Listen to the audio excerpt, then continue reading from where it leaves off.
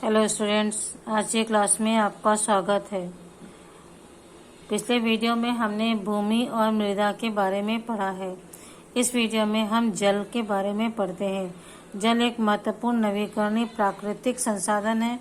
भूपृष्ठ के 3/4 भाग में जल पाया जाता है, अर्थात पृथ्वी का 3/4 भाग जो है पानी से ढका हुआ है। यह एक नवीकरणीय संसाधन है। समय समय पर यह पानी जो है स्वतः नवीकृत होता रहता है और हमें प्राप्त होता रहता है, इसलिए इसे जलग्रह भी कहना उपयुक्त होगा।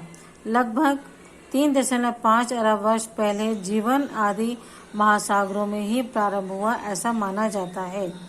यद्यपि आज भी महासागर पृथ्वी की सतह के 2/3 भाग को ढके हुए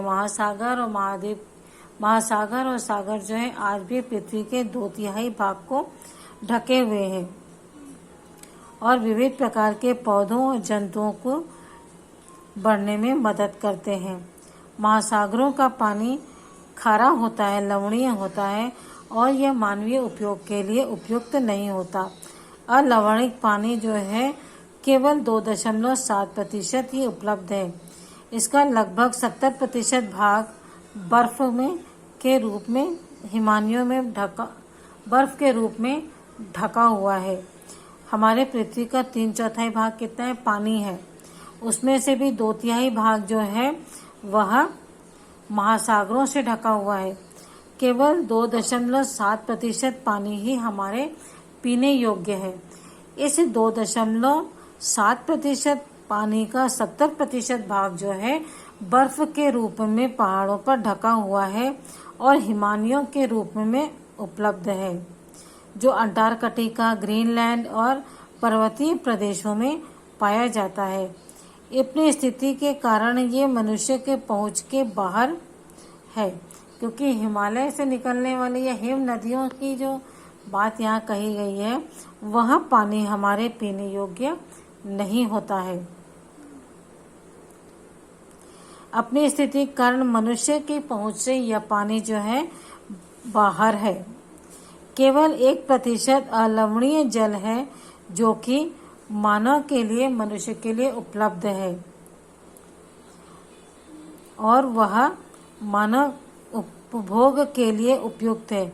यह भौम जल, नदियों और झीलों का पृष्ठीय जल के रूप में वायुमंडल में जल वाष्प के रूप में पाया जाता है। जो 1% पानी है वह नदियों में, झीलों में और भूमिगत जल के रूप में पाया जाता है। इसके साथ ही यह जल वायुमंडल में जल वाष्प के रूप में भी पाया जाता है। देखिए, हमारे पृथ्वी 3/4 भाग पानी है, लेकिन हमारे पीने के लिए केवल 1% पानी ही उपलब्ध है। इस पानी को यदि हमने सावधानी पूर्वक नहीं उपयोग किया तो संभव है कि भविष्य में यह प्राकृतिक संसाधन जो है समाप्त हो जाए। ठीक है, इसलिए अलवणीय जल पृथ्वी का सबसे मूल्यवान पदार्थ है। पृथ्वी पर जल न बढ़ाया जा सकता है और न घटाया जा सकता है। इसकी कुल मात्रा स्थिर रहती है। इसकी प्रचुरता में विविधता प्रतीत होती है, क्योंकि यह वाष्पीकरण, वर्षण और वाहक की प्रक्रियाओं द्वारा महासागरों, वायु, भूमि और पुनः महासागरों में चक्रण द्वारा निरंतर गतिशील होता है। आपने जल चक्र के बारे में पढ़ा है कि नदियों, महासागरों, तालाबों का पानी जो है वाष्पीकृत होकर के ऊपर उठता है और फिर वर्षा के रूप में वह हमारे पृथ्वी को उपलब्ध होता है। इसे ही इस प्रकार यह महासागरों का चक्र जो है गतिशील रहता है, जिसे जल चक्र कहते हैं। मनुष्य जल की बड़ी मात्रा का उपयोग न केवल पीने और धुलाई में करता है, वरन उत्पादन की प्रक्रिया में भी करता है। हम पानी का उपयोग घरेलू उपयोग के साथ साथ सिंचाई के लिए भी करते हैं। कृषि उद्योगों में, बांधों में, जलाशयों में पानी को एकत्रित करके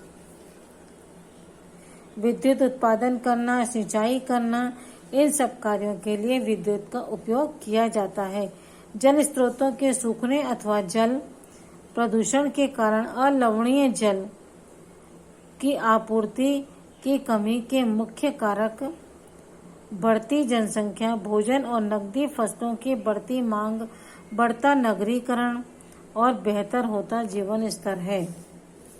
पानी की अधिकता का उपयोग क्यों होता है?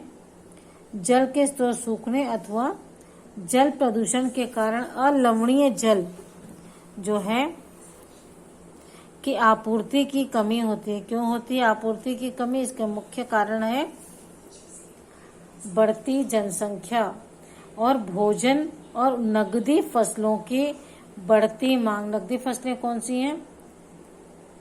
जो व्यापारिक फसलें हैं जैसे कपास, जूट, मूंगफली, तिलहन, ये सभी नकदी फसलें हैं। गन्ना, इनके बढ़ती मांग के कारण आज जो है पानी की कमी देखने को मिलती है। जल की उपलब्धता की समस्याएं। विश्व के कई प्रदेश ऐसे हैं जहां जल की कमी है।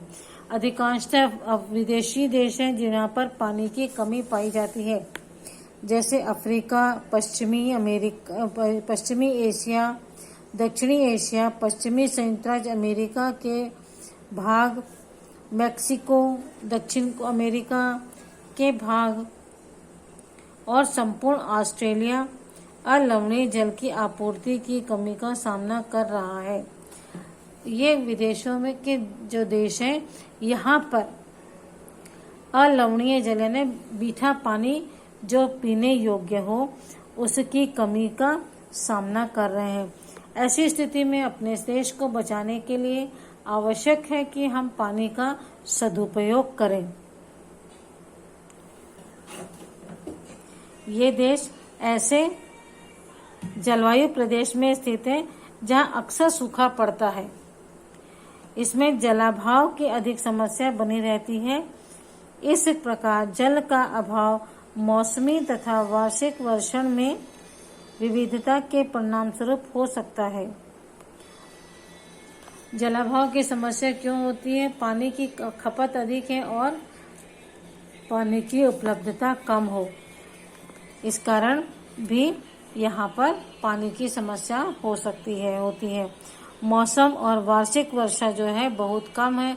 यहाँ का मौसम बड़ा शुष्क होता है, इस कारण यहाँ पर जल स्रोत जो है सूख जाते हैं और जल स्रोतों प्रदूषण के कारण जल के स्रोत जो है प्रदूषित होने के कारण भी उनका जल पीने योग्य नहीं रहता है।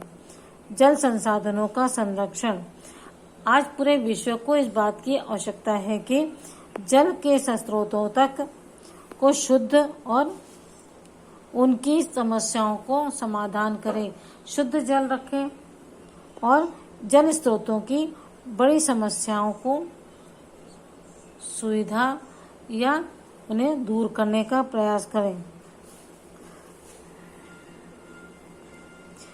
इस क्षीण होते हुए संसाधन के संरक्षण के लिए कदम उठाने चाहिए, अर्थात कम होते संसाधन के लिए हमें कदम उठाने चाहिए। यद्यपि जल एक नवीकरणीय संसाधन है, यह अपने आप नवीकृत होता रहता है, किंतु फिर भी कई स्थानों पर हम इसकी समस्या को देखते हैं। अति उपयोग और प्रदूषण के इसे उपयोग के लिए अनुपयुक्त बना देता है। अशोधित या आंशिक रूप से शोधित वाहित मल, कृषि रसायनों के विसर्जन और जल निकायों में औद्योगिकीकृत बहिस्राव जल के प्रमुख संदूषक है।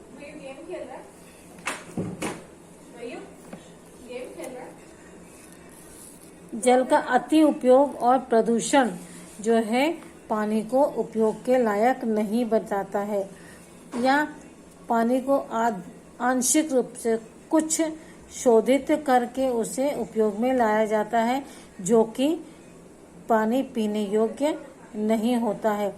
आजकल जो कारखाने हैं या औद्योगिक क्षेत्र हैं वे प्रायः जल के स्रोतों के पास बने होते हैं, जिससे उनमें से निकलने वाला केमिकल युक्त पानी जो है नदियों में चला जाता है और इसमें नाइट्रेट, अवधत्वें और पीड़कनाशी जल को प्रदूषित कर देते हैं। इनसे अधिकांश रासायनिक जो अजैव पदार्थ हैं वह जल के निम्नीकरण होने के कारण जल द्वारा मानव शरीर में पहुंच जाते हैं। ऐसा जल जिनमें रासायनिक केमिकल्स और प्रदूषक पदार्थ जो मिले रहते हैं, इसके सेवन से मनुष्य का जो है शरीर बीमार हो सकता है और ये जो पदार्थ हैं वह मनुष्य के शरीर में पहुंच जाते हैं, जिससे कि मनुष्य विभिन्न बीमारियों के शिकार हो जाता है। इन प्रदूषकों को जल निकायों में छोड़ने से के पूर्व बहिर्स्रोतों का उपयोग विधि से विशोधित करके जल प्रदूषण को नियंत्रित किया जा सकता है। जल के जो स्रोत हैं जिनमें हम केमिकल युक्त पानी इत्यादि छोड़ते हैं तो उन्हें कुछ सीमा तक शुद्ध करके छोड़ा जाए, जिससे कि उनकी अशुद्धियां जो हैं पानी द्वारा आत्मसात कर ली जाए। पानी में बच्चों जो जीव जंतु पाए जाते हैं वे पानी के जो अशुद्धियां हैं उसको दूर करने में सहायक होते हैं, लेकिन कुछ ऐसे कठोर अशुद्धियां हैं जो कि पानी में नहीं घुल पाती हैं। इस तरह से पानी को वे अशुद्ध कर देती हैं। तो कारखानों के केमिकल युक्त पानी को शुद्ध करके, कुछ हद तक शुद्ध करके जल में प्रवाहित किया जाए, जिससे कि वह पानी में जाकर के शोधित होकर के पीने योग्य बन सके। वन और वनस्पति आवरण धरातलीय प्रवाह को मंद करते हैं और भूमिगत जल को पुनः पूरित करते हैं। जल रिसाव को कम करने के लिए खेतों में सिंचाई करने वाली नहरों को ठीक से पक्का करना चाहिए। रिसाव और वाष्पीकरण होने से वाली जल क्षति को रोकने के लिए क्षेत्र में स्प्रिंकलरों से सिंचाई करने की अधिक प्रभावी विधि है। वाष्पीकरण की अधिक दर वाले शुष्क प्रदेशों में सिंचाई की ड्रिप अथवा टपकन विधि द्वारा बहुत उपयोगी होती है। सिंचाई की इन विधियों को अपनाकर बहुमूल्य जल संसाधन को संरक्षित किया जा सकता है। हमारे देश में ही नहीं बल्कि विश्व के सभी देशों में कृषि के लिए क्या है, सिंचाई की व्यवस्था की जाती है। सिंचाई के लिए सीधे जल के स्रोतों को पानी को जो है खेतों में छोड़ने से पानी नुकसान अधिक होता है। इसे स्प्रिंकलर, यहाँ देख रहे हैं, मैं आपको चित्र दिखा रही हूँ स्प्रिंकलर का, देखोगे यह है स्प्रिंकलर। इस विधि से खेतों में सिंचाई करने से दूर दूर तक खेतों में पर्याप्त पानी प्राप्त हो सकता है और इससे पानी का नुकसान भी कम होगा। इस प्रकार की कुछ विधियों को अपनाकर हम पानी को व्यर्थ होने से बचा सकते हैं। इस प्रकार हम जल का संरक्षण कर सकते हैं। तो बच्चों, इस वीडियो में इतना ही। अगले वीडियो में हम इसके आगे देखेंगे। Okay, bye.